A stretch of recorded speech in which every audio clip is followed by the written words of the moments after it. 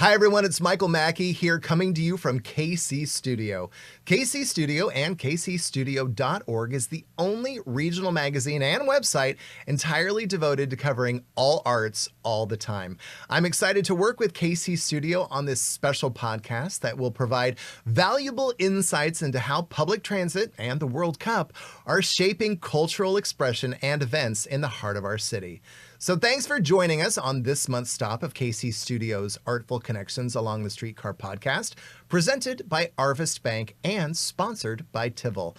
We'll be featuring some of Kansas City's finest cultural arts and civic organizations each month that are along the recently extended Kansas City streetcar route that now goes from the riverfront to the Country Club Plaza and UMKC. Streetcar riders are now able to hop on the streetcar at any of the stops and ride to and from their favorite exhibits and events throughout the year. So please take a ride with us.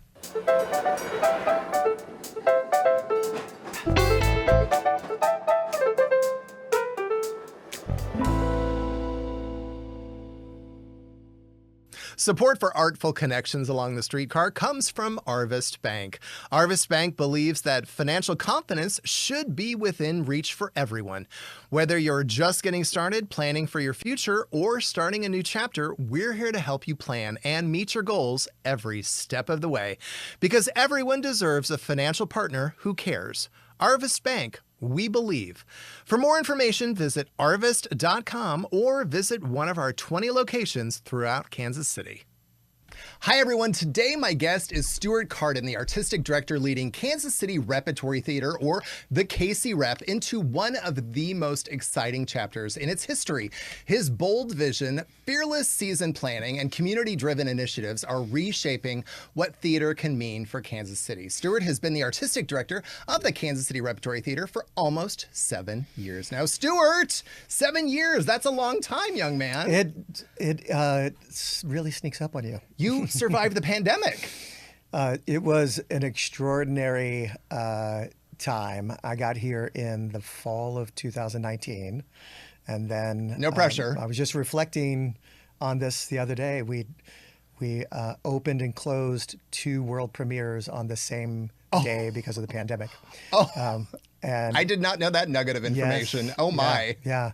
And we wonderfully made some hard but good choices, both during the pandemic when we were shut down, as well as some forward-thinking folks on our board that have positioned KCRep to come out of the pandemic in a really healthy way.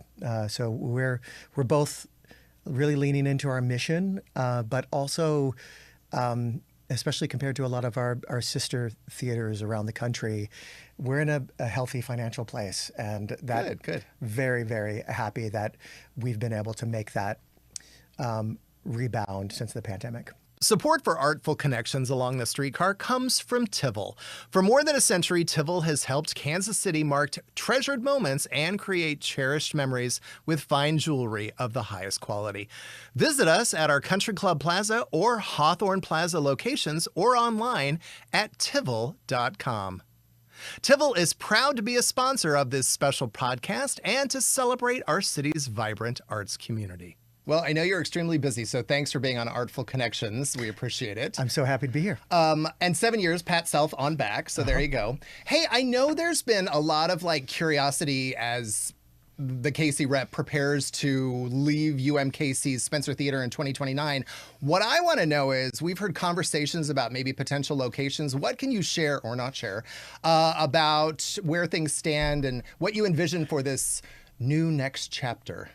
Okay, I'm going to be very boring with the first part of my answer, okay. And then hopefully more interesting with the second part of my answer. So right now, we really can't share much. We're in the middle of some really dynamic, interesting conversations with neighborhoods and community partners, and we're actively exploring a few lead opportunities.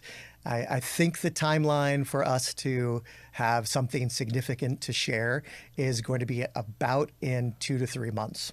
So that is the timeline that hopefully we'll get to share something that is a little more tangible than my casual no comment. That was the best no answer I've ever heard. That was perfect. Well, I will share, however, the more exciting part is that this separation from the university is going to be hugely positive for the Kansas City community and our audiences. We've had an extraordinary partnership with them for 62 years, and a lot of changes for both organizations. UMKC's Conservatory and Theater program, as well as KCRep, has really made it clear that KCRep really needs to control its own destiny with bringing together all of our performance spaces, our rehearsal spaces, our community engagement spaces, all into one singular home that we can really be responsive to our audiences. So we can be very responsive to the changing audience needs. Our programming can find new and more impactful rhythms as we program our new home. And wherever we end up, that is our priority, is to really bring together our organization. I often talk about theater being the most collaborative art form there is.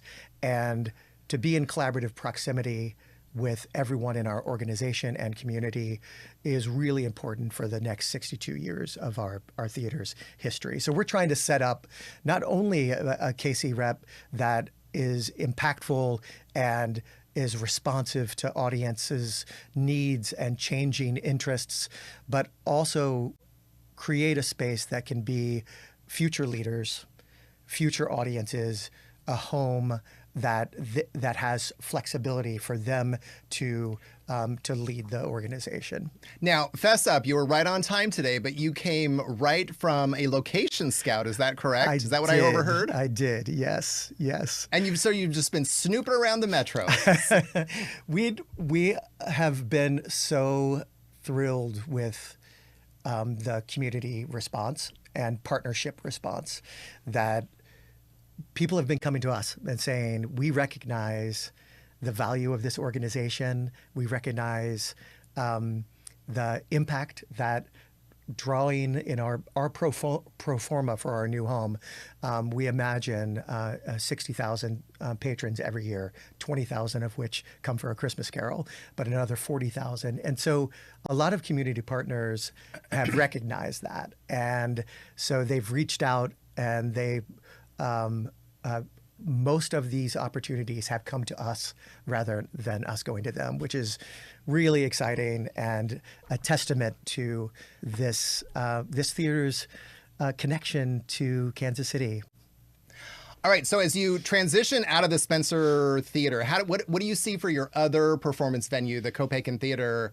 How does that fit into your long-term plans? The Copaken Theater's 20th anniversary is next February. Oh.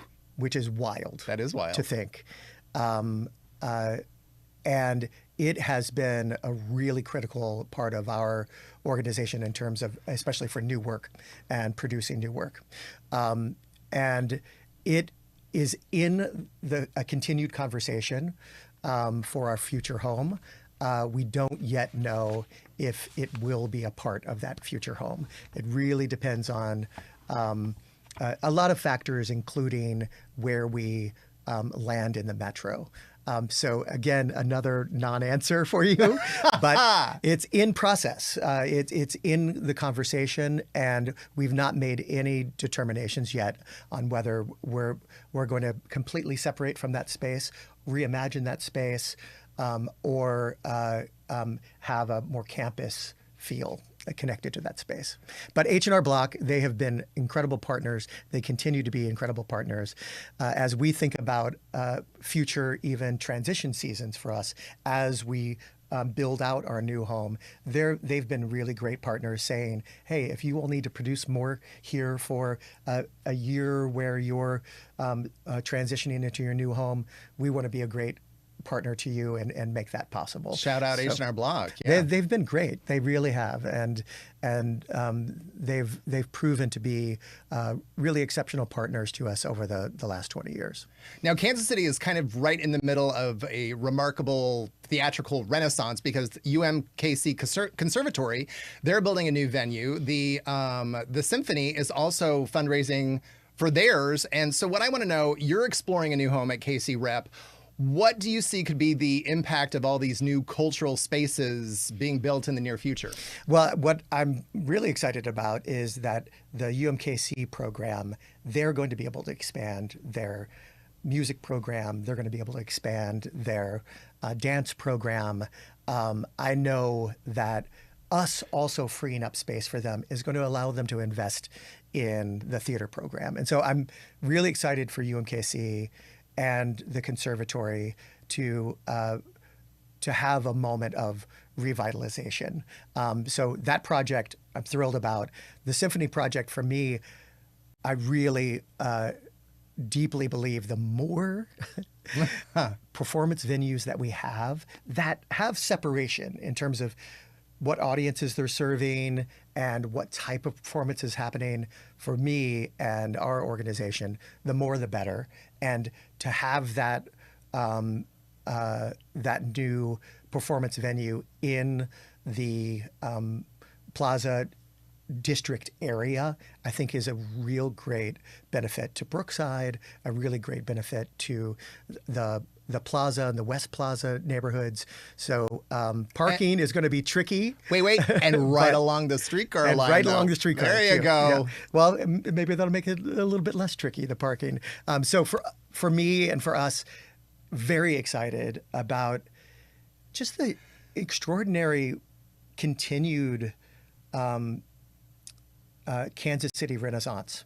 You know, a lot of Midwestern theater, a lot of Midwestern cities, they had their 90s Renaissance and maybe early 2000s, and then it has stopped. And I love being a part of a city that continues to evolve and continues to grow both its sporting offerings and experiences and its arts experiences.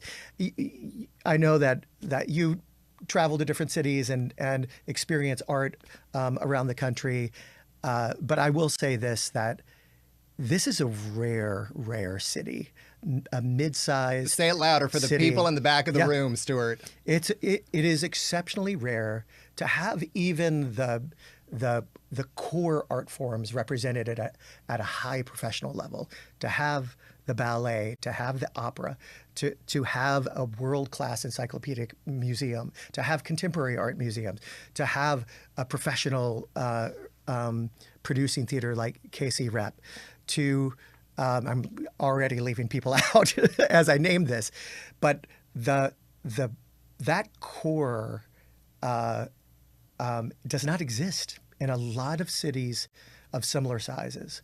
And that's a testament to both the culture of engaging with art making and performance, and it's also a testament to the philanthropic base here that see arts as essential to a quality life. And so those projects excite me, but I'm also just thrilled to be in a community that prioritizes the arts and backs that up, and backs that up with contribution and support. So I'm excited about this next phase for us in our new home, and I see only opportunity to grow audiences when other arts organizations activate new spaces as well. Support for artful connections along the streetcar comes from Arvest Bank. Arvest Bank believes that financial confidence should be within reach for everyone. Whether you're just getting started, planning for your future, or starting a new chapter, we're here to help you plan and meet your goals every step of the way. Because everyone deserves a financial partner who cares. Arvest Bank, we believe. For more information, visit arvest.com or visit one of our 20 locations throughout Kansas City. A lot of these major cultural institutions are all jockeying for position when it comes to fundraising. Well, what I want to know is what's your strategy to bring in some much needed dollars? We have always been in a position where we're in other people's spaces. Mm-hmm. And that has challenged the organization's ability to really serve its mission. And part of our strategy in a very crowded field of orgs that are looking to expand or build new facilities is that we feel like we've got an important story to tell about this organization. This campaign is going to be the first home for Kansas City Repertory Theater, and feel like that's a differentiator when we talk to potential donors. So that's one angle, and then also I think the other angle that has really been a part of my, and I think we might chat about this a little bit later, but really been a part of my mission since becoming artistic director is to create a not-for-profit theater that is very much of, for, and with this community. I've been focused on that approach from the very beginning, that a lot of regional theaters around the country, especially in the 90s and early 2000s, got on a bit of a New York highway relationship where they were bringing artists from New York. They were trying to take work to New York, and losing, from my perspective, a sense of serving the community that you live in. And so that has been my focus and personal vision and mission for the organization. And I think that work through some of those programs that is very much thinking about, if not-for-profits are in the business of doing public good, what public good can a performing arts organization like KCRep do? And that's connect as many people as we can, both through paid and ticketed experiences, but also through free programming for folks that either geographically or financially haven't had the opportunity to engage with the performing arts and with KCRep. And we feel like that community-centered focus of the organization that has always been there, but I think is getting an injection from my leadership as well as the rest of my artistic team's leadership and commitment of our board to recognizing that we need to expand the ways that we're impacting community. That's a conversation starter with donors, and when we can articulate how we're going to be able to do that even more impactfully and for a broader population in a new home, that also I think puts us in a fundraising position that's very positive. Support for artful connections along the streetcar comes from Tivol. For more than a century, Tivol has helped Kansas City mark treasured moments and create cherished memories with fine jewelry of the highest quality. Visit us at our Country Club Plaza or Hawthorne Plaza locations or online at tivol.com. Tivol is proud to be a sponsor of this special podcast and to celebrate our city's vibrant arts community. I love when you said Kansas City Rep's new home, your new home. I mean, I got goosebumps. How does that make you feel? Like you're going to have a literal place to call your own. And that we can create as a civic and cultural commons.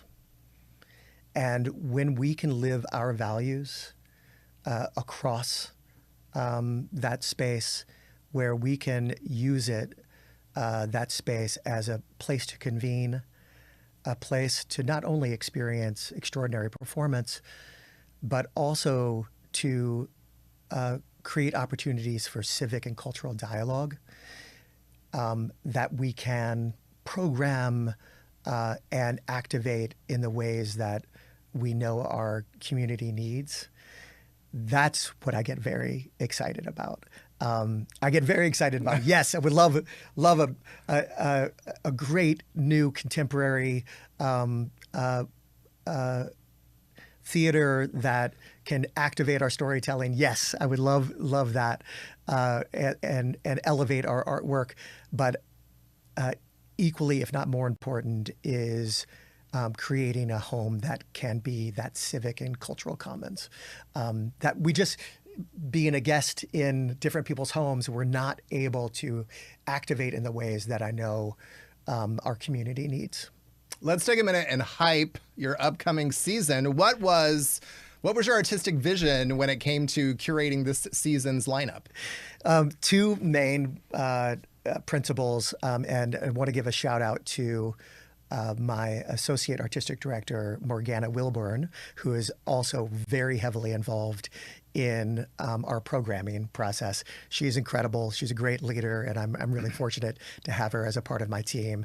And we really thought about this coming season in two major ways. One is going to be a little more about the of, for, and with that I was talking about earlier, which is we really wanted to curate a season that we felt local artists could really thrive in this upcoming season. And we've been working towards this. I think The Color Purple last season was a great example of this, that we knew that in Kansas City right now, there are extraordinary Black female singers and actors. And so we programmed The Color Purple and really made it clear to our guest director that we wanted to focus locally. And that production was extraordinary. And 10 out of the 13 actors in that production were Kansas City homegrown artists working at an incredible level of skill, talent. And so that was a big success for us as we've started to think about not only what stories will resonate with our community and our audience, but also how can we showcase the extraordinary talent in Kansas City. And so that was one driver in thinking about this season. Mm-hmm. This is going to be our most locally cast season in our history. Congratulations. Say that again. That is huge. And so that was one impulse that does frame your choice of what stories you're telling. Also, a priority for this year was really thinking about and this is true of all of our productions this year. Come From Away, which I'm directing to kick off the season. John Proctor is the villain, which is our second show of the season in Copaken. And new Scrooge joining us for A Christmas Carol. Classic. And then in the spring, Fannie Lou Hamer, this extraordinary play about a civil rights icon, and then closing the season with a flat-out riotous farce, The Play That Goes Wrong. We really wanted to focus on community, on opportunities for community engagement. We really wanted to focus on stories that we felt like would bring joy, would bring hope, would inspire. And so all of these productions this year, from different styles, very different points of view, all of them, however, have this ability to inspire, bring joy, create a sense of hope, and great opportunities for lots of community partners throughout. I'm thrilled about Come From Away, which Come From Away, the 25th anniversary of 9/11 is at the very end of our rehearsal process, and the first previews will coincide with the time that the folks from Away landed in Gander, Newfoundland, and so we're really leaning into that 25th anniversary connection and thinking about Come From Away as an act of living history that speaks to the goodness in all of us. And so so even a play like that has it's an inciting incident of the attacks of 9/11, that play is focused really on how do we care for each other as a community? How do we overcome fear and be generous when we're fearful? And I think we could all use that inspiration right now in a fairly socially and politically chaotic time. I'm looking for inspiration myself, and I'm looking for connection and community myself, and I think our audiences are too. And so that is another really important thread to our season as we thought about it. All right, I'm putting you on the spot. Admit it. What is the biggest artistic risk that you have taken at KCRep? And more importantly, what did it teach you? I just directed, and I had so much fun directing a new approach to The Wizard of Oz.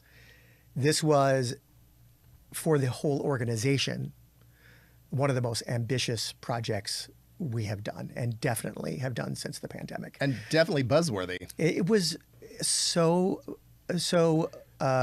remarkable, the work that our teams did on that production. I commissioned new music arrangements for these iconic songs, and that was a huge artistic risk. Most of us know that music so well, and we know it from an orchestral perspective. And our version was an actor-musician and indie folk-inspired approach to the production, where all the artists that were playing the music were also performers in the play. So our Tin Man played the banjo and the flute. Our Scarecrow played a beat-up guitar. Our Wizard played a giant organ as a part of his manifestation. And it was a big artistic risk because folks from this region have such ownership of that story and such a connection to the original film that approaching it through this new lens did feel risky. And I learned that to answer the second part of your question, what did I learn from it? I've learned that if you're really intentional about taking a work that has a lot of nostalgic connection for audiences, if you're really intentional of delivering all the things that they want and expect, but then bringing something fresh and new and surprising in ways that are really well integrated, that those audiences are going to come along with you. And then a whole new generation of young folks, and I talk to them all the time before and after the show, who had never experienced The Wizard of Oz, the film or a musical production, to know that ours was now their touchstone for this story, and the interpretation that they will be thinking about the next time they see a Wizard of Oz, that felt so rewarding and was well worth the artistic risk that the whole organization took to tell this iconic play. Props. Thank you. Now that the streetcar connects the plaza with River Market, how do you think this expanded access, how do you think that's going to affect attendance or influence engagement? It's hugely positive. And we just as a staff already are on the streetcar all the time, going from UMKC's campus to the Copaken stage on Main Street. Already we're personally utilizing and enjoying the increased access. And I do think that it just makes the idea of a zip from folks that live downtown, a zip down to a literal zip down. It is an absolute positive. I also love that the streetcar provides an opportunity to have a day, and I know you're it's artful connections, what you all are doing here, and it's related to the streetcar. And so I'm singing to the choir here. But the idea that you could spend a full day having artistic experiences and hopping between organizations, whether they're downtown, whether they're midtown, whether it's in the Plaza District and UMKC's district. I love that just as a lover of this city and a lover of arts in this city. So we haven't collected any data yet, but we're excited to fold some of those questions into our surveys for this upcoming season to understand just how many folks are utilizing the streetcar to get to both Copaken stage as well as to our UMKC performance space. Beyond transportation, beyond like the streetcar, what do you think the Kansas City arts scene really needs to thrive over, say, the next decade or so?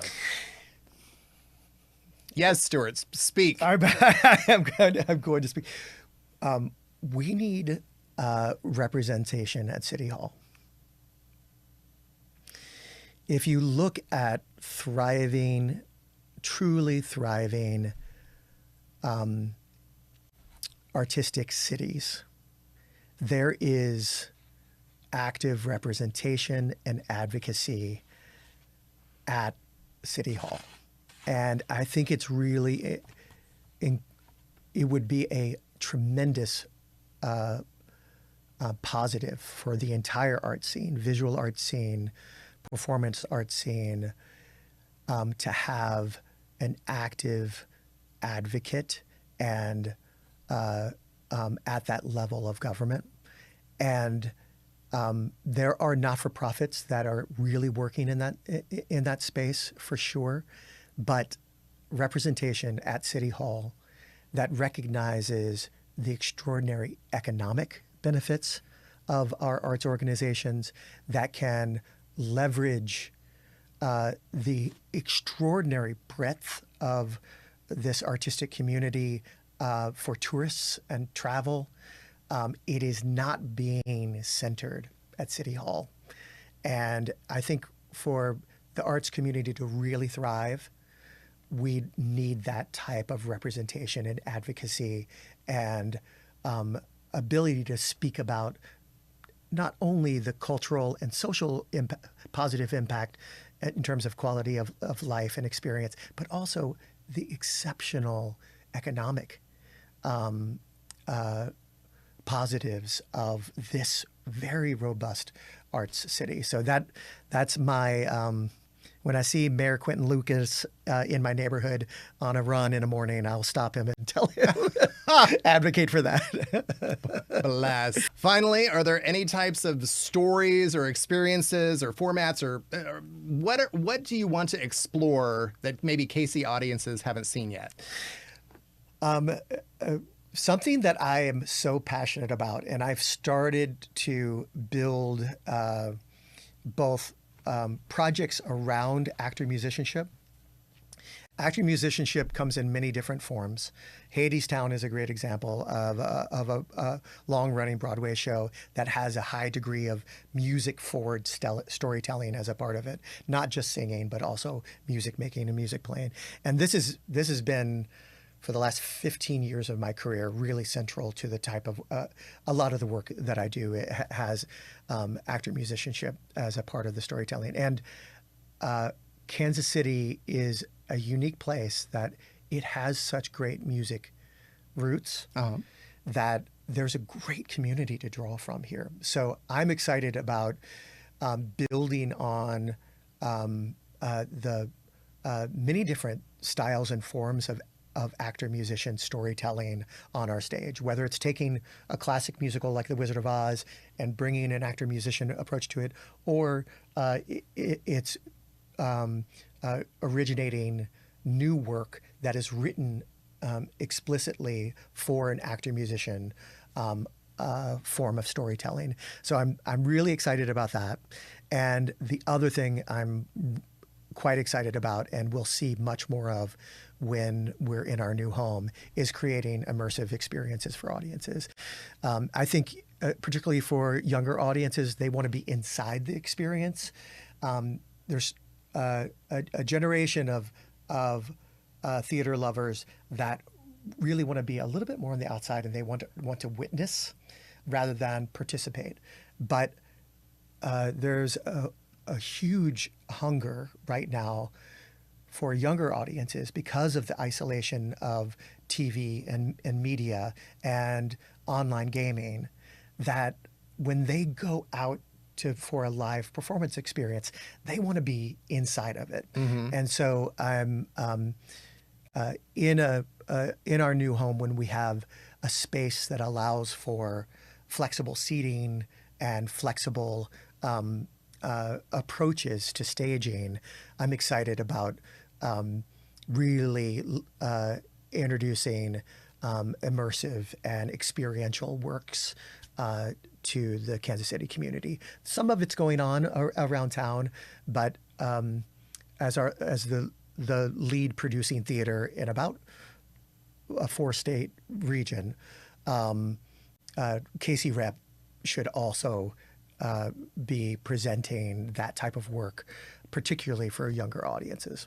Really, really quick, what is at the very tip top of your wish list for your new digs? At the very tip top, there's some assumptions that are built into this, but very tip top is that flexible studio theater space that will allow us to design the room so that when you enter into the theater, you enter into a world.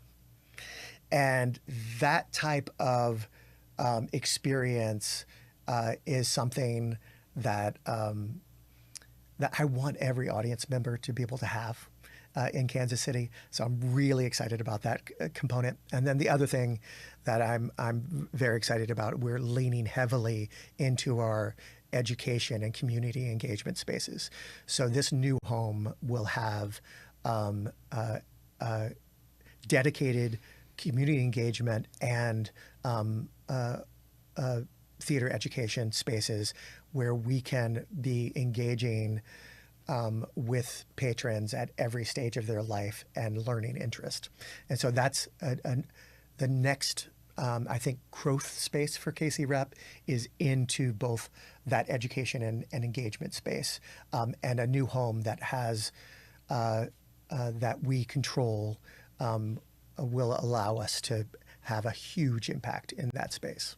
Stuart, I know you're busy gearing up for your new season. Good luck with your new upcoming season. Thank and I want you. to say thanks for being a guest today on Artful Connections Along the Streetcar. This was so fun. Thank you so much. Thank you so much for joining us today on our monthly stop of the Artful Connections Along the Streetcar podcast, presented by Arvest Bank and sponsored by Tivol. You can find this podcast and our future stops wherever you find your favorite podcasts. As a reminder, this is Michael Mackie for KC Studio, Kansas City's only full-time magazine, website, and e-newsletter with professional journalists covering the cultural arts region. Go to kcstudio.org to check out all our upcoming arts events, our latest podcasts, and to sign up now to receive your free, yes, just like the streetcar, your free magazine 6 times a year in your mailbox, or to receive our weekly newsletters at kcstudio.org/subscribe. Thanks for riding with us during this month's episode.